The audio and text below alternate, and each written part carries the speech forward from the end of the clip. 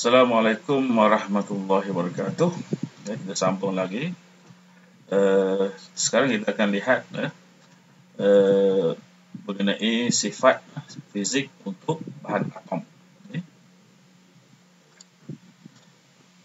Okey, jadi sifat fizik ini adalah keadaan fizikal dalam suhu bilik. Jadi suhu bilik adalah 27 darjah Celsius.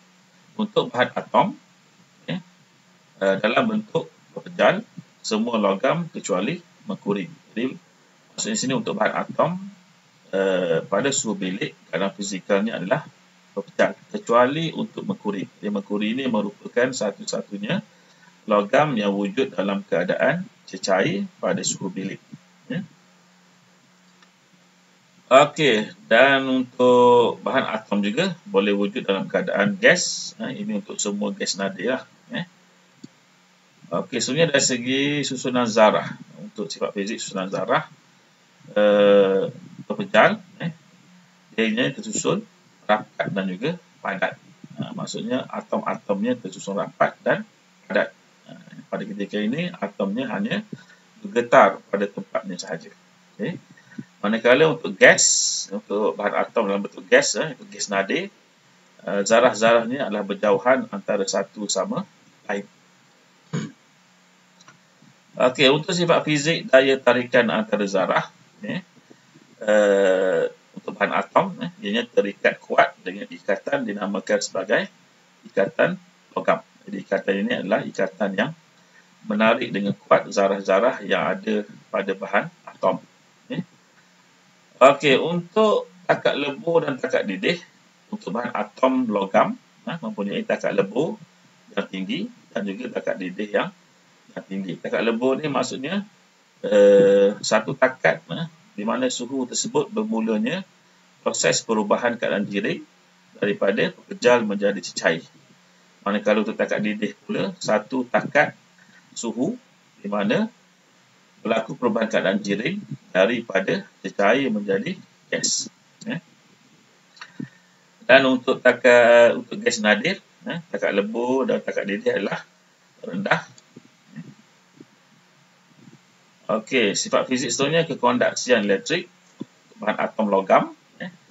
Logam merupakan konduktor elektrik dalam keadaan berpejal dan juga cecair. Maksudnya untuk atom ni dia boleh mengalirkan arus elektrik sama ada dalam keadaan berpejal ataupun dalam keadaan cecair.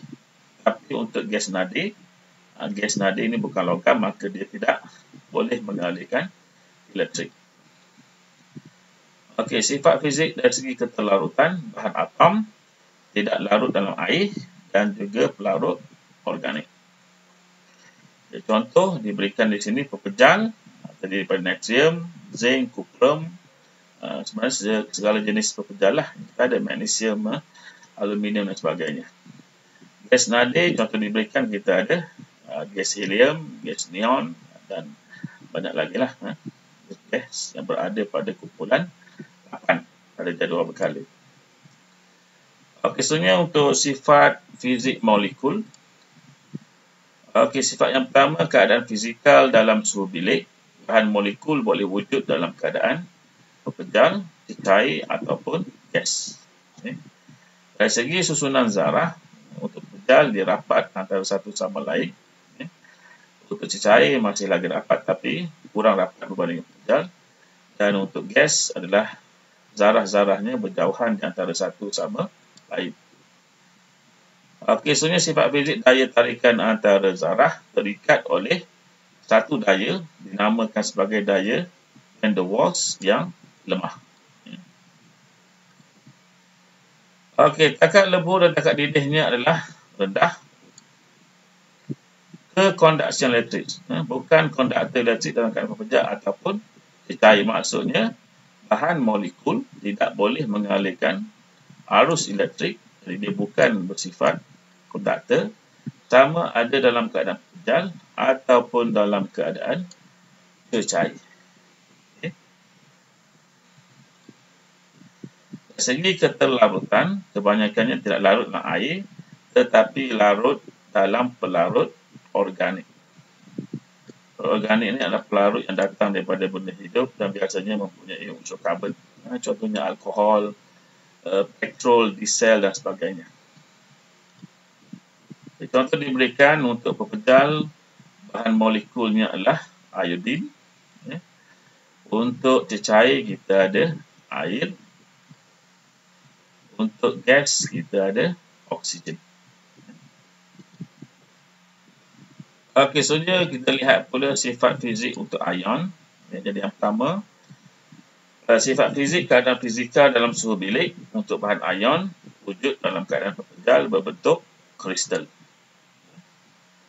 Susunan zarahnya sangat rapat kerana berbentuk kristal pepejal. Daya tarikan antara zarah terikat dengan ikatan ion. Yang kuat ikatan ion maksudnya daya tarikan antara charge positif dan charge negatif. Untuk takat lebur dan takat didih mempunyai takat lebur dan takat didih yang tinggi. Kekonduksan elektrik maksudnya kebolehan untuk mengalirkan arus elektrik. Dia merupakan konduktor elektrik semasa dalam keadaan kecair ataupun terlarut dalam air ataupun dalam keadaan leburan. Okey, dari segi keterlarutan, bahan ion larut dalam air tetapi tidak larut dalam larut organik. Contoh, ini contoh yang biasa kita lihat iaitu natrium klorida, garam biasa, garam yang kita gunakan di rumah. Jadi ini merupakan bahan ion. Kemudian kita ada zinc oksida. Dan akhirnya kita ada kuprum sulfat. Jadi untuk mengenal bahan ion ni mudah saja. Kita tengok pada namanya. Untuk bahan ion biasanya terdiri daripada dua patah perkataan. Perkataan yang di depan mewakili logam seperti natrium, zinc ataupun sulfat.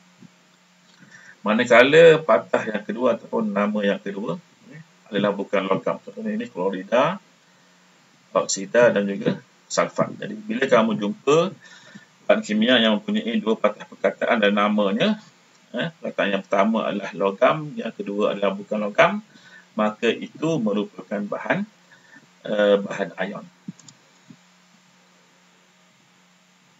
Okey, sebenarnya kita tengok kekonduksian elektrik bahan. Ada satu eksperimen di sini, tujuan dia mengkaji kekonduksian elektrik bahan. Pembawa yang diberikan adalah dimalarkan kuantiti bahan, dimanipulasikan jenis bahan, bergerak balas kekonduksian elektrik. Bahan dan radas yang kita gunakan, serbuk plumbum, serbuk sulfur, plumbum bromida, sel kering, emitter, mangkuk pijal, elektrod karbon, segitiga tanah liat, tungku kaki 3, pelindung bangsa dan kaki rekod. Dan bahan diberikan awak lihat, kita ada serbuk plumbum, ini merupakan logam. Kemudian kita ada serbuk sulfur, ini bukan logam. Kemudian kita ada plumbum bromida, dua patah perkataan. Di depan logam, di belakang bukan logam, maka ini merupakan bahan ion. Jadi ini sebenarnya juga merupakan bahan atom. Serbuk sulfur merupakan molekul, ini merupakan ion. Okey, prosedur. Apa yang kita nak lihat di sini? Keputusan dia. Keputusan ni kalau kita lihat untuk bahan, kita ada 3 jenis, serbuk plumbum, serbuk sulfur, serbuk plumbum. Bromida jenis bahan, serbuk plumbum adalah atom, bahan sulfur molekul, bromida adalah ion. Kemudian kita daripada segi kekonduksian elektrik, kebolehan untuk mengalirkan arus elektrik. Serbuk plumbum boleh mengalirkan arus elektrik dalam keadaan pepejal, boleh juga mengalirkan arus elektrik dalam keadaan kecair. Untuk sulfur, itu bahan molekul, tidak boleh mengalirkan arus elektrik dalam keadaan pepejal ataupun kecair. Manakala untuk serbuk plumbum bromida, dalam keadaan pepejal dia tak boleh mengalirkan arus elektrik. Bila kita panaskan, kita leburkan serbuk plumbum bromida, dia boleh mengalirkan arus elektrik. Jadi analisisnya posisi timbul lah, maksudnya dari segi bahan atom kita boleh apa sih contohnya, bahan atom boleh mengalirkan arus elektrik dalam semua keadaan, tetapi tetapi bahan molekul tidak boleh mengalirkan arus elektrik dalam apa-apa keadaan, dan bahan ion boleh mengalirkan arus elektrik dalam keadaan tercair sahaja. Kalau itu hipotesis kita, maka kesimpulannya hipotesis diterima. Sekarang kita tengok sifat-sifat bahan kekondaksian elektrik bahan. Tujuan dia untuk mengkaji kondaksian elektrik bahan. Hipotesis yang boleh kita buat, bahan atom adalah konduktor elektrik yang baik dalam keadaan pepejal dan cecair. Bahan molekul tidak boleh mengalirkan elektrik dalam semua keadaan. Bahan ion boleh mengalirkan elektrik dalam keadaan tercair, tetapi tidak dalam keadaan pepejal. Jadi itu yang kita bincangkan pada eksperimen sebelum inilah, eksperimen ini untuk hipotesis. Berdasarkan pengetahuan teori kita mengenai sifat-sifat bahan atom, bahan molekul dan juga bahan ion.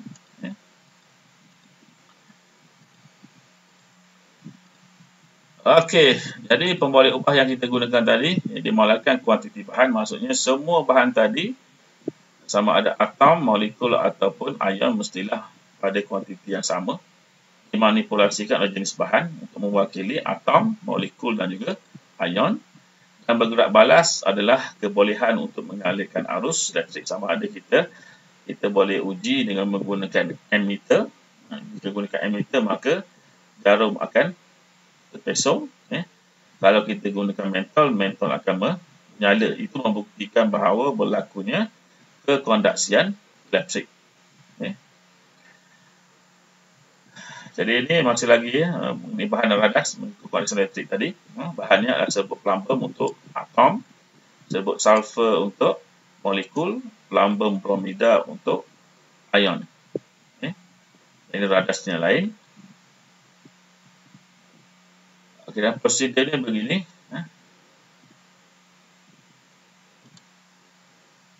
Jadi di sini kita gunakan wire dengan clip wire untuk kita melengkapkan litar untuk berlakunya pengaliran arus elektrik. Dan di sini kita gunakan ammeter. Jadi jika ammeter menunjukkan pesongan pada jarumnya, maka kita buktikan berlaku pengaliran arus elektrik. Maka bahan tersebut adalah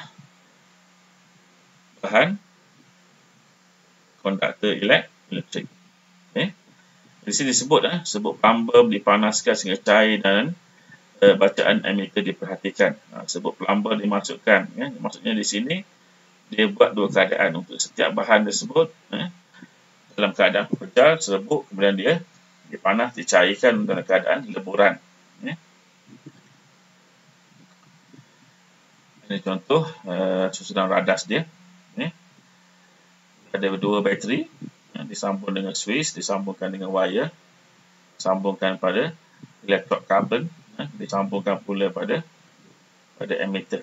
Bila switch ini ditutup, maka kita benarkan pengaliran arus, dan arus akan mengalir sekiranya bahan dalam ini sama ada bahan atom, molekul atau bahan ion boleh mengalirkan arus elektrik ataupun tidak. Kalau tidak boleh, maka litar tak lengkap, maka arus elektrik tak mengalir.